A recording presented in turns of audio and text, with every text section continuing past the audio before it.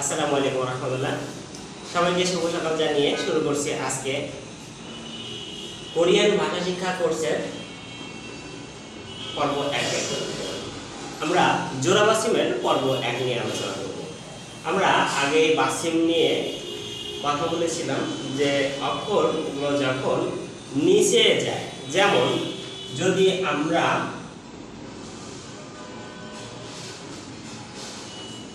এরকম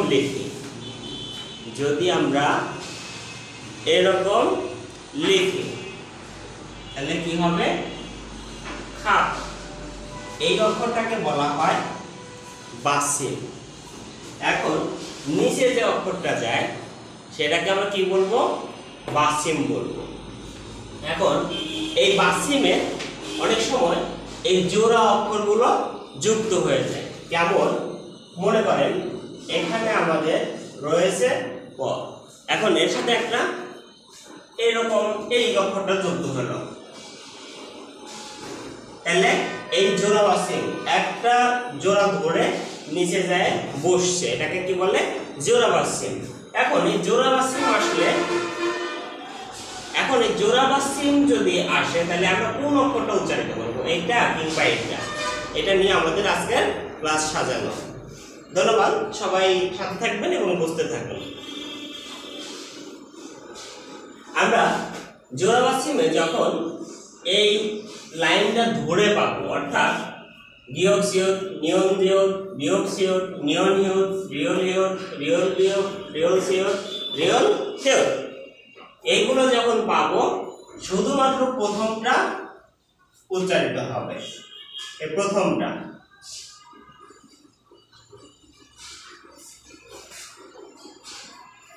এই প্রথমগুলা উচ্চারিত হতে থাকবে, আর দ্বিতীয়টা উচ্চারিত হবে না। ওটা কখন হবে সেটা নিয়ে আবার আলোচনা করব।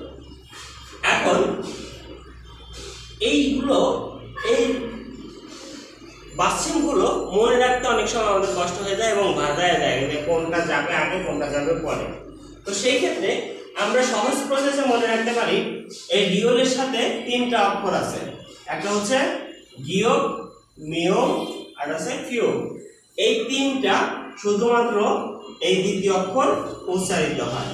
দ্বিতীয় অক্ষর এখানেও, দ্বিতীয় অক্ষর এখানেও, দ্বিতীয় অক্ষর এইটা উচ্চারিত হয়।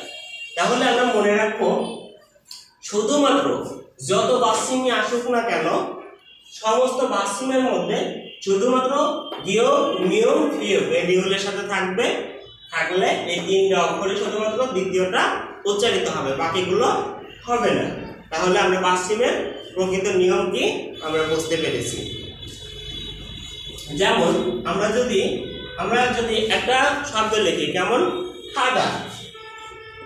এখন হাদা লিখেছি না আমরা এখানে, হাদার সাথে একটা নিয়ন জিওত দিয়ে দিই, নিয়ন জিওত দিয়ে দিলাম। এখন আমাদের এই যে হাদা, এই হাদার নিচে আমাদের কি আসছে? জিওত আসছে। এখন এইখানে কোনটা উচ্চারিত হবে বলি আমরা? তাহলে আন দা, এখানে প্রথমটা উচ্চারিত হবে। কারণ কি? আমরা দেখেন এখানে কিন্তু একটাও এই গিয়োগ, মিয়োগ, ফিয়োগ আসে নেই। এখন যতগুলোই আসুক না কেন, যত বাসিমে যেখান থেকে আসুক, শুধুমাত্র মনে রাখবো আমরা এই তিনটা, যে দ্বিতীয়টা উচ্চারিত হয়। তাহলে এখানে কোনটা উচ্চারিত হবে? সরেয়া, তার মানে আ, আর এটা নিয়ন, ন, আর এটা দা, আন্দা। তাহলে কি হবে? আন্দা। এই জিওত কিন্তু উচ্চারিত হচ্ছে না। আমরা তাহলে জোড়া বাসিমের কিভাবে উচ্চারণের প্রসেস সেটা আজকে দেখলাম। এরপর যদি আমরা আরেকটা দেখি,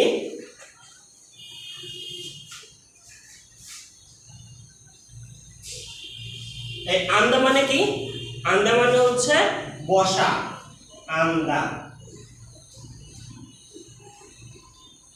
মানে হচ্ছে বসা। আমরা যদি আরেকটা দেখি, সেটা হচ্ছে কি? এটা কি কি পেলাম? আ, আ আর নিয়ন জিও। এখন আবজা, এই যে আনজা, আর এখানে কি হলো আনজা, আনজা, আনজা। এটা কোথায় উচ্চারিত হলো? এই জাটা এখানে যা উচ্চারিত হলো। কিভাবে হলো? এইখানে একটা শর্ত হচ্ছে, যদি প্রথমটার পরে দ্বিতীয়টা স্বরবর্ণ থাকে। এটা কি স্বরবর্ণ না? যদি স্বরবর্ণ থাকে তার মানে আমরা একটা শূন্য স্থান কল্পনা করতে পারি। এখানে শূন্য আছে না? যদি এখানে শূন্য থাকে, স্বরবর্ণ একা একা উচ্চারিত হয় না, স্বরবর্ণ উচ্চারিত হইতে কি লাগে আমরা জানি? পাশে একটা শূন্য লাগে। ঠিক এই শূন্য স্থান পূরণ করে পাশের যে এই জোড়াবাসিমের যে অক্ষরটা থাকে, সেই অক্ষরটা, এই যে জোড়াবাসিমের যে অক্ষরটা থাকবে যেটা উচ্চারিত হবে সেইটা কেমন? আন। আর এই যে জিউট ছিল, এই জিউটটা এইখানে চলে যাবে। তাহলে কি হবে? এটা হবে হচ্ছে আন যা। তার মানে এই যে শূন্য স্থানটা ছিল, এই শূন্য স্থানটা কোথায় গেল? উঠে যায়, এই জিউটটা এখানে চলে গেল, আনজা। তাহলে আমরা কি দেখতে পেলাম?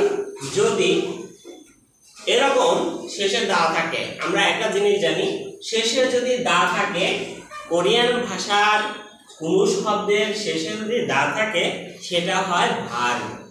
সেটা কি হয়? ভার্ব হয়।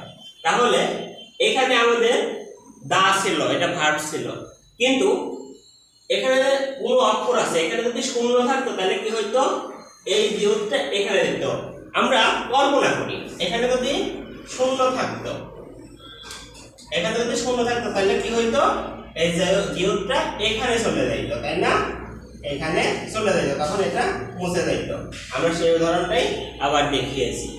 তাহলে কি হবে? এখন দা, তাই না? এটা হওয়ার কারণে এই জিউটটা এখানে দিতে পারলো না, কারণ এখানে শূন্য স্থান নাই।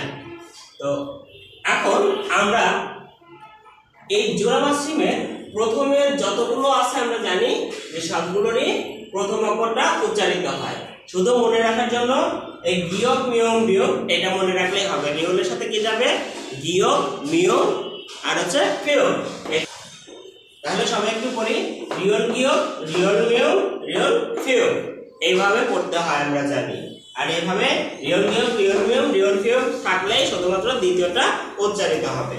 আমরা বারবার যদি এটা আয়ত্ত করে নেই তাহলে আমরা যে কোনো শব্দ তৈরি করতে পারবো। তো ধন্যবাদ সবাইকে, আবার দেখা হচ্ছে নেক্সট ক্লাসে। সে পর্যন্ত সবার সুস্থতা কামনা করছি। আসসালামু আলাইকুম।